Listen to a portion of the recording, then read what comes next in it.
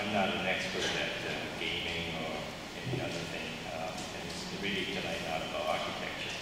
It's really about our city. Sorry. Better? All right. So, you know, tonight we're here really talking about our city and the future of our city.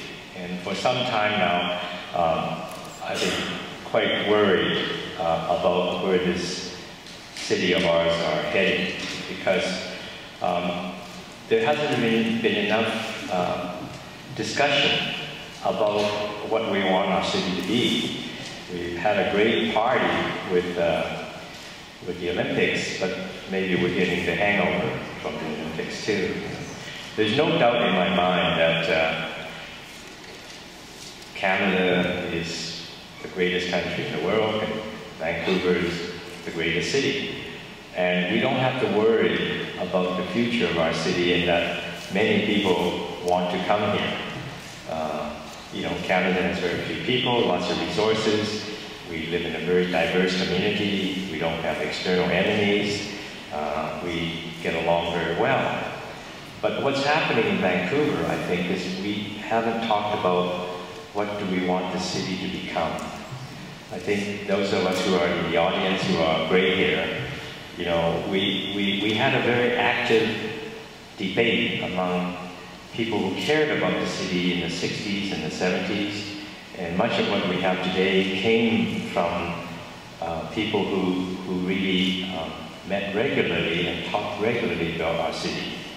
And because of the nature of our economy and the difficult time, really, I think, for many of the young people, where, you know, now you have two-income families that are both working, trying to raise children.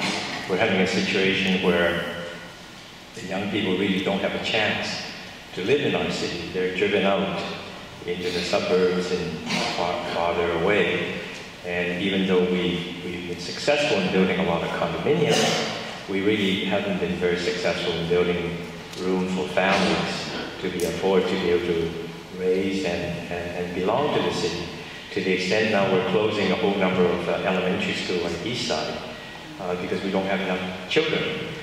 I always like to say that we probably have, let's say, 200, 300 single-family homes in Vancouver, but we probably have 300, 400, 500,000 empty bedrooms in those homes. So it's not that we don't have the space, but we really haven't made room for the younger people. So when it comes to the casino, it's only been 2 or 3 days ago that we really kind of accidentally got together to say, well, what's going on? And I think Sandy, who should speak later, I think she was really the one that kind of dragged me out and said, look, what do you think? And I said, well, I think it's terrible. She said, I do too. Why don't we do something about it? So I said, okay, you use my name. It's okay. Because I think we're kind of sleepwalking into this problem.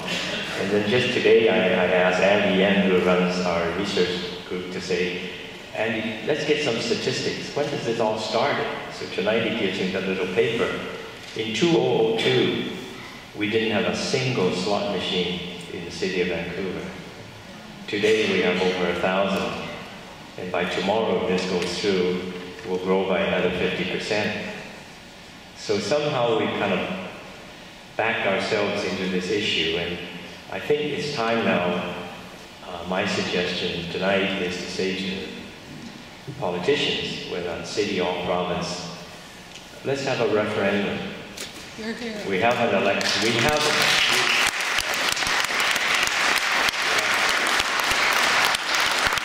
Let the people of Vancouver speak, and let's make it an election issue, and let's see where the leaders of our community stand in terms of understanding what we want. And tonight, come driving here, it was a hockey game, I guess. I mean, what kind of message are we giving to our children when we take them to the hockey game and they walk next to the gaming tables? I mean, what's happened to the honest day's work, right? That's why we have this banking crisis, because this issue of instant money and instant gratification comes all the way back from the banking industry now. So, you know, we really have to put a stop to this and really come back to the fundamental values of what is a community And I think Vancouver, with all the neighborhood groups and all the church groups, these are the right venues for this kind of discussion. So thank you all for coming tonight, and get all your friends to sign up, and let's see if we can put a stop to this. Thank you.